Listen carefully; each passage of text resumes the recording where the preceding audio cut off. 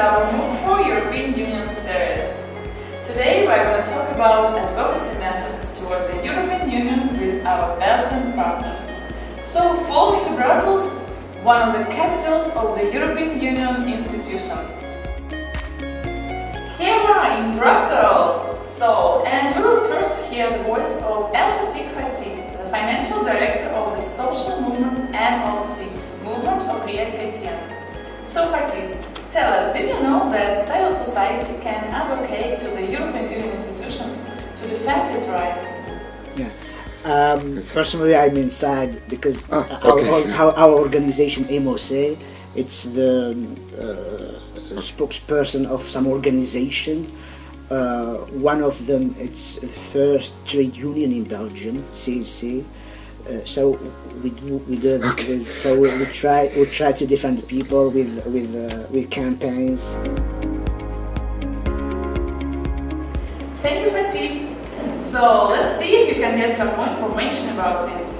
And now we will ask the expert Bruno Benifei, the member of the European Parliament for the Progressive Alliance of the Socialist and Democrats Group. Good afternoon, Mr. Benifei. Do you have any suggestions for those minorities who would like to create an advocacy plan in order to influence the political decision-making process? There are two ways. One is the one that can be seen in initiatives like the Roma Week I mentioned, but also on the kind of meetings I have with organizations that work with refugees, that organize projects that are also possibly supported by European resources. So that's a kind of group and organized lobbyist advocacy. This is something that is already happening because we already have organizations that come to us to propose, and also organizations that are not only focusing on minorities but are doing big projects regarding minorities. Right? For example, if we consider also Caritas Europe or Save the Children, when we talk about, for example, minors among the asylum seekers. And this is already happening, and in my opinion, it's important that existing organizations, maybe small ones that are not able to do a direct lobbying in Brussels, use these existing platforms. There are many of them that can be easily found by looking on the websites that are already active and coming to talk to us regularly, and also promoting events that can bring new people, new decision makers to be interested in working on the subject. The second way is the single person, the individual coming from a minority that wants himself alone to give some input. Obviously, everyone can write directly to us, to the European parliamentarians. Our addresses of email, our office phones are all listed in the European Parliament website. And at the same time, this happens with the European Commission offices, also the ones regarding minority rights. It's quite easily retrievable on the internet. Thank you, Mr. Benifei. And we have one more question for you as a political representative. How would you close the existing gap between civil society, especially minorities, and the political institutions? The issue of civic education is crucial, because if people are taught when they are in education that they can, for example, move in Europe, they can purchase products in the single market with a certain conditions, they can use for example, in the everyday life, a certain kind of digital applications in a certain way, thinking of what people do every day. They use their phone, they work in businesses that are profiting from being in the single market. From the 15th of June, their cost for the roaming will be almost, because there will be some transition still, but almost completely cancelled. If they don't know why this is happening, they will never support the European Union.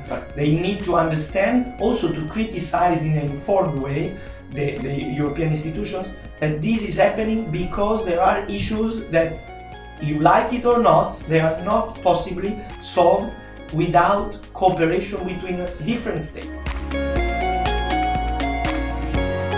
Thank you, Mr. Benefei. And now we will ask one question to Linda Sefi and Kenan Akil, two Belgian minority representatives. According to you, how can the European Union help you improve your life or our situation? J'aimerais bien qu'il y en aura un pour la reconnaissance des diplômes, que ce soit diplôme universitaire ou pas, parce qu'on voit soit diplôme européen ou non européen, parce que je vois bien que malheureusement il y a des diplômes non européens reconnus en France et pas reconnus à Bruxelles. Par exemple, c'est dommage qu'il y a beaucoup de bureaucratie à faire pour faire les reconnaissances et parfois on n'arrive même pas à avoir la reconnaissance dans un autre pays européen, alors qu'on a besoin vraiment de faire un échange d'idées, d'exploitation de connaissances. Déjà qu'on ne parle pas la même langue, si on ne connaît même pas le même diplôme, voilà. They should promote a European citizenship, that everybody in Europe feels more European, so that and that they can do it by making the European Union more transparent, so that the citizens know what is the European Union actually doing for them. Thank you, Kenan. And the last question to you. Do you know how to organize an advocacy campaign towards the European Union institutions? Firstly, you have to make a research on topics that you know on what is it about, and then you can contact MEPs or the media or different kind of solutions exist to influence actually the policy making in the European Union. Thank you, Kenan. And now we will pose the same question to the expert Javi Lopez, the member of the European Parliament. So, what can you say about this, Mr. Lopez? The first is try to find a sharing concern, like different people that it's having the same problem, living the same conditions, or want to have a voice, a unit voice, a strong voice to defend something. No? Secondly is try to join efforts. Because if you are more people, usually if you are organization of organizations, not only national members, this is something that we see a lot in Brussels, when you can have a common voice of across Europe. This is something really important.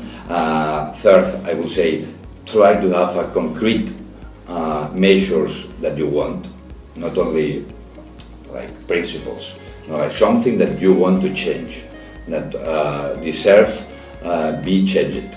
And fourth, go to the institutional agenda and try to push in this direction with members of the European Parliament, European institutions, and be annoying. This is probably the main procedure to be successful in advocacy. We hope this episode was useful for you and you learned more about how to advocate at the European institutions. And we will continue traveling with the MOOC4EU European Union series, discovering new topics together. So stay with us and see you soon!